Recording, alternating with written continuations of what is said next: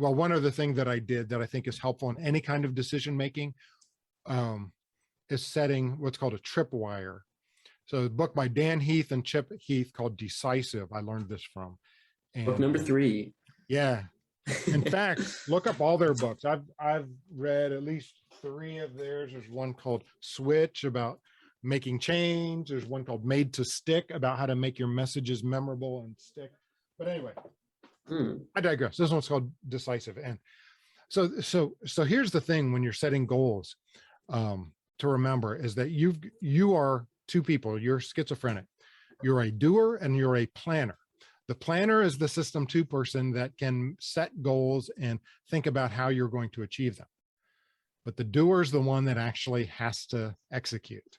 And the doer is the one that's susceptible to all those kind of biases and emotions and spur of the moment, impulses that make it hard to do what the planner wants to do. And that's why it's hard to follow through on New Year's resolutions. So one of the things that you have to do is think ahead of time. How can you make it easier for your future doer to do what you want it to do? And one thing is setting a tripwire. So that is setting, if you've got a project or you've got a decision, you're going to try to get this done by a certain date. You've got a goal, set 1 or more tripwires during the way where you're going to, when you hit that tripwire, a reminder on your calendar or something says, when I hit this point, here's what I'm going to look at. What progress have I made? And you get specific about it. If I haven't made this progress, what do I have to change? So what I did is I set a 3 months in, so that's halfway through my 6-month period of weight loss. Okay. And I set a certain weight loss goal. I think it was 12 pounds because you're going to lose more weight early in the process. Yeah. And I set a goal weight and I put it on my calendar because I made a weight log too. Tracking is important for me, especially. I need to track because I want to be able to look and see on a spreadsheet exactly what's happening. And that spurs me to be able to make the change I need because I can see precisely what the data is, It keeps you conscious, instead of just kind of letting you run into autopilot. Exactly. Keeps it top of mind. So I set, I had my whole calendar through the end of June. From the beginning of the year through the end of June, I had a separate line for each week. And halfway through, I highlighted it in yellow and I put a note on it that said, if I have not lost 12 pounds by this point, I'm going to implement portion control. So that was one thing that I knew would be helpful, but I was doing these other things. And I thought, well, let's see if in portion control, I mean like counting calories for each meal and that kind of thing. And I didn't really want to do that if I didn't have to, because it sounded like a real pain in the butt, So it's like, well, if intermittent fasting, I also implemented HIIT, HIIT in my workouts. High intensity interval training. Interval training. Right. And, and that was another thing that I added, so I said, if I haven't hit 12 pounds at this point, when I hit this tripwire, well, I'm going to start doing portion control. So in any kind of goal that you set some points along the way where you're going to assess what you're doing. So always assess and adjust as you go if you need to, because we're heading in a direction, but we can veer off and we need to get ourselves back in the right direction. So what do you do in the case of the actual decision? When you're making a decision and let's say, you're deciding between whether or not you want to start this business, or, eat pork versus eat, I don't know, like cake, whatever, right? What do you do to sort of counteract these biases, Well, it does depend on the specific decision. And one of the things, and this again, I got from that book on called Decisive, is we have to widen our options. So we have this inclination to make decisions between 2 things. Usually it's between doing this new thing and not doing it. But, and decisions fail at a much higher rate when we're making a decision between only 2 things than we are when we're considering more options. So thinking about what other options are available to you besides the one you're just thinking about. One of the ways that they recommend doing this is if you think about what are all your options that you could do at this point? And you're trying to make a decision. What's the best one to do? And once you've thought about them, pretend, got to use your imagination, pretend that they're all off the table. For some reason, you can't do those. Now, what are you going to do? And that stimulates your mind to think in different ways and to go a little bit further than you normally would have and think, okay, I can't do these, what I thought was the number one option. Now I can't do. What am I going to do? And you start to think and you come up with other options.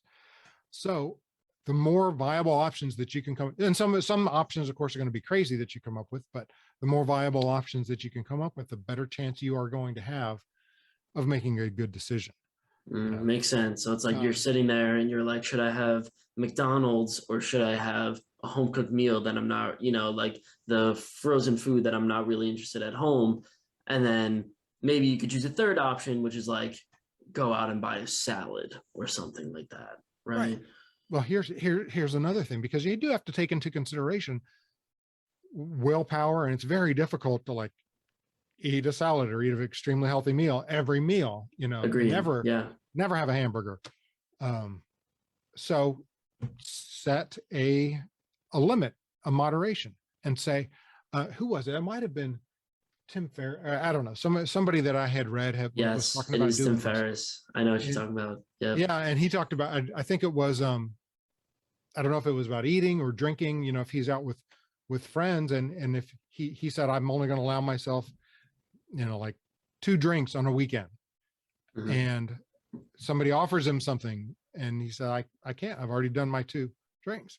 So you set yourself a non-negotiable, and it's moderation because you allow yourself some fun to do some things that maybe aren't healthy, but you enjoy, but you set in stone, you put a stake in the ground and say, this is as much as I can do. And once you hit that, well, it takes the decision out of the doer's hands. Your planner is helping your doer, because your doer, hey, it's not my decision. I've already had my 2 beers for the weekend. Nothing I can do about it. Sorry. You made a non-negotiable to yourself, and you don't have to think about it. Yeah. I mean, actually Tim Ferriss, I thought you were going a different direction, but yeah, I mean, that's a really interesting one. I tried that. The only problem I had with it was that like, I just couldn't stick to it. Like, my friends would be like, oh, I'm like, all right, I only want to spend X amount. But my friends are like, oh, you want to go out and get food? I'm like, I know. I guess so. Yeah. One of the things, this is what Tim Ferriss said, which I thought is also really interesting. It's just a different strategy. He says, set a diet, like in this specifically for dieting, eat healthy, right? Eat the stuff that you should be eating and all this stuff, and really control your impulses. But then pick one day in the week. For me, it's Sunday. This is what I do. Pick one day in the week, and that is the day where you could break all of your rules. Every rule that you set, oh yeah, I can't have added sugar, I can't have caffeine, I can't have all these things. That's your one day to break all your rules. And what it really does is it's like a way to keep your impulses in check, so that they're not just sort of building up. Instead, it gets flushed out every single week, and you maintain that strong consistency throughout the week. Right. Yeah. Well, it's exactly the same. Just a different way to go about it is, not completely shutting yourself off, letting yourself have a little bit of fun. Yeah, like a leash. Giving your doer a little leash. Yeah, but but him by doing it one day a week, and maybe that's easier for somebody to say, is today Saturday? Well, today's not Saturday. Can't do it. Than to say I've had my 2 beers and I can't have any more. Whatever, whatever works for you. You're helping your doer, taking the decision making out of the hands of the doer, who is more likely to stray from what you really want. So exactly, and I think the science of decisions is something that we should just all really focus on. Like, I really commend you for being able to be like, all right, decisions are the most important thing that we do all the time. Like, our day consists of our decisions, and therefore our personalities, our lives, our worlds are shaped by our decisions.